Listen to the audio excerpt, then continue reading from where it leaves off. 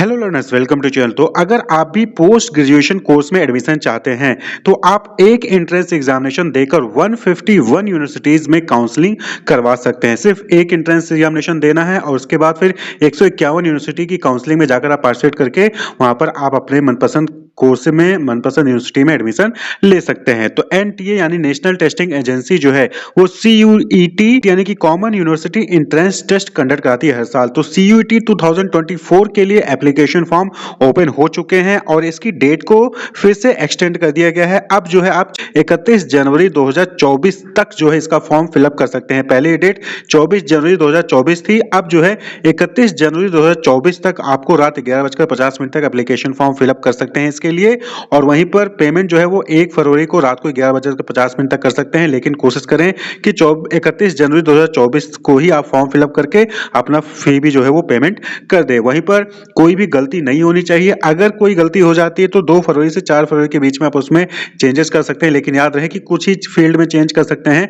तो आपको application form बहुत ध्यान से भरना है, कोई भी वहां पर मिस्टेक नहीं होनी चाहिए। तो pgcuet.samarth.ac.in के लिंक पर जाना है और वहां पर जाके आपको अपना एप्लीकेशन फॉर्म फिलअप करना है, जहां पर आप 151 यूनिवर्सिटी के लिए काउंसलिंग करवा सकते हैं सिर्फ एक एंट्रेंस एग्जामिनेशन ये एग्जामिनेशन देकर। तो यहां पर क्या होता है कि अलग अलग टेस्ट पेपर होते हैं, अलग अलग यूनिवर्सिटी के अलग अलग कोर्स में एडमिशन के लिए अलग अलग टेस्ट पेपर होते हैं। तो आपको उन टेस्ट पेपर में अपियर होना होता है। जैसे कि आपको सपोज करें कि बीएचयू में एडमिशन चाहिए एमए में, तो एमए का जो टेस्ट पेपर होगा वो आपको यहाँ पे लिंक पर जब जाएंगे वेबसाइट पर तो वहां पे आपको पता चल जाएगा कि किस यूनिवर्सिटी में किस कोर्स में एडमिशन लेने के लिए कौन सा टेस्ट पेपर आपको देना पड़ेगा। तो जो टेस्ट पेपर आपको देना हो उस टेस्ट पेपर को आपको एप्लीकेशन फॉर्म फिलअप करते वक्त सेलेक्ट करना पड़ेगा। तो यहाँ पर क्या होता है कि एक ही टेस्ट पेपर अलग अलग यूनिवर्सिटी जो है अपने यहाँ पर एक्सेप्ट करती है। तो आपको ध्यान रखना है कि जिस भी कोर्स में आप एडमिशन चाहते हैं उसके लिए कौन सा टेस्ट पेपर एप्लीकेबल है और जिस यूनिवर्सिटी में आप एडमिशन चाहते हैं क्या वो यूनिवर्सिटी उस टेस्ट पेपर को एक्सेप्ट कर रही है कि नहीं कर रही है। अगर कर रही है तो आप उस टेस्ट पेपर को एप्लीकेशन फॉर्म में सेलेक्ट कर लेंगे। और साथ ही साथ जब एप्लीकेशन फॉर्म फिलअप करते हैं तो वहां पर आपको लिस्ट ऑफ यूनिवर्सिटीज, जैसे ही कोई टेस्ट पेपर आप सिलेक्ट करेंगे तो उस टेस्ट पेपर को कौन कौन सी यूनिवर्सिटी जो है एक्सेप्ट कर रही है वो पूरा वहां पर डिटेल आ जाएगा। तो आपको उसको भी ध्यान में रखना है। क्लियर। अब हम बात कर लें यहाँ पर एप्लीकेशन फीस की। तो यहाँ पर अगर आप जो है 2 टेस्ट पेपर के लिए एग्जाम एप्लीकेशन फॉर्म फिलअप करते हैं और जनरल कैटेगरी से हैं तो 1200 रुपए वहां पर आपको देना पड़ेगा।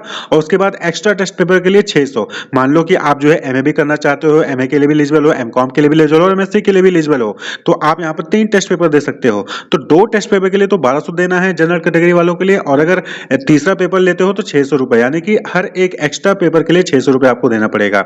2 तक 1200, चाहे 1 लो चाहे 2 लो, 1200 देना है आपको।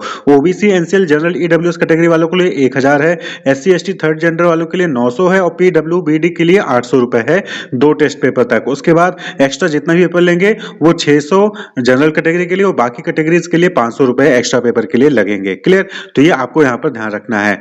एग्जामिनेशन की बात करें तो 11 मार्च 2024 से 28 मार्च 2024 के बीच में इनके जो है एंट्रेंस एग्जामिनेशन कंडक्ट कराए जाएंगे। उसका रिजल्ट डिक्लेयर होने के बाद आपको जिस भी यूनिवर्सिटी में एडमिशन चाहिए उस यूनिवर्सिटी की वेबसाइट पर जाकर वहां पर काउंसलिंग में पार्टिसिपेट करना पड़ेगा। तो कुछ यूनिवर्सिटीज में ऑफलाइन काउंसलिंग होती है, कहीं पर ऑनलाइन काउंसलिंग होती है। तो आपको वहां पर जिस भी यूनिवर्सिटी में एडमिशन चाहते हैं आप उस यूनिवर्सिटी की वेबसाइट पर डिटेल आपको वहां पर लेनी पड़ेगी और वहां की काउंसलिंग में पार्टिसिपेट करना पड़ेगा। याद रहे कि जिस भी यूनिवर्सिटी में एडमिशन चाहते हैं उस यूनिवर्सिटी को आपको एप्लीकेशन जो ये एप्लीकेशन फॉर्म फिलअप करेंगे यहाँ पर सेलेक्ट करना जरूरी है, नहीं तो आप बाद में उस यूनिवर्सिटी में आप जो है काउंसलिंग नहीं करा पाएंगे अगर आपने एप्लीकेशन में उस यूनिवर्सिटी को सिलेक्ट नहीं किया होगा।